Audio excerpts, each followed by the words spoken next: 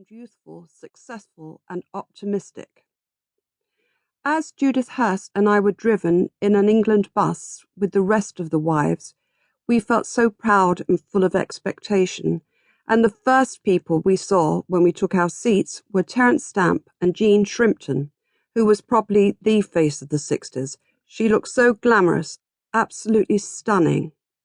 The build-up to the final had been overwhelming. It was all anyone talked about, but I could still hardly believe what was happening to us.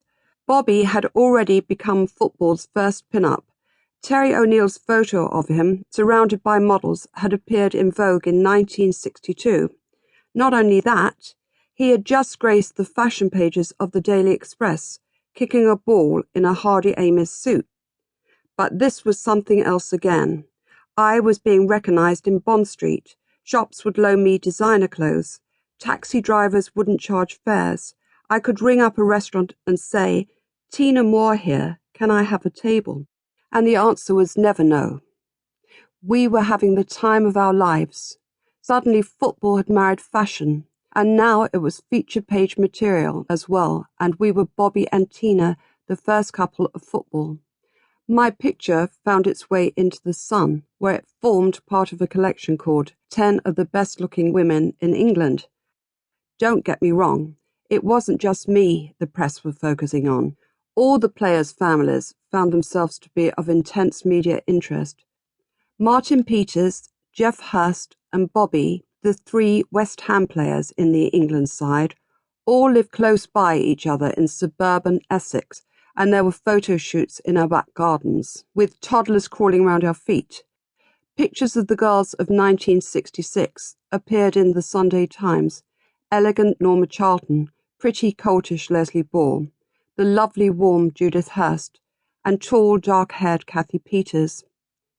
I suppose we were the prototype footballers' wives, but rather than being singers and models and celebrities in our own right, we were ordinary girls from ordinary backgrounds who only surfaced in the glare of publicity because we were married to the players. We were of no consequence whatsoever. For instance, on the evening of the World Cup final, there was a celebration dinner at the Royal Garden Hotel in Kensington. Everyone was there, players and officials of the 4 semi-finalists, the World Cup organising committee, the upper ranks of the Football Association, everyone but the wives. The only women allowed into the banquet were the official photographer, Sally Lombard, and her 2 assistants. One was Estelle Lombard, Sally's niece. The other was Betty Wilde, my mother. The explanation: Sally Lombard's company, Jalmar, held the photographic concession at all the top London hotels. My mother and Sally were great friends. They went way back. As soon as it looked as if England would make the final, the 2 of them hatched the idea between them. I wasn't jealous. I thought my mother was brilliant to have got herself in. I didn't manage to set eyes on Bobby until around midnight, when photographers got us together for a picture on the roof terrace. Normally about as hot-headed as a snowman, that night he was wild with happiness. As we left the hotel, I gasped. Thousands of people were waiting outside just to get a glimpse of him. That night, Bobby was the most famous man in England. The next day, everyone went to the ATV studios, where the team appeared on a show hosted by Eamon Andrews, and after that we went back to our house in Gants Hill on the outskirts of London.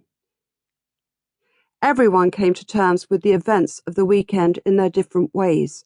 Geoff Hurst mowed the lawn, then washed his car, the same as he did every Sunday afternoon. Jack Charlton, several sheets to the wind, famously woke up in a sitting room in Leytonstone, having spent the night on the sofa of a complete stranger. When he tottered outside the next morning, a Geordie voice said, "Hello, Jack," from over the garden fence. It was a lady from his hometown of Ashington, in London for the weekend to visit relatives. And the most celebrated man in England and his wife? We held a party for our friends and relived the day. But after the guests had gone, everything just felt a little bit flat.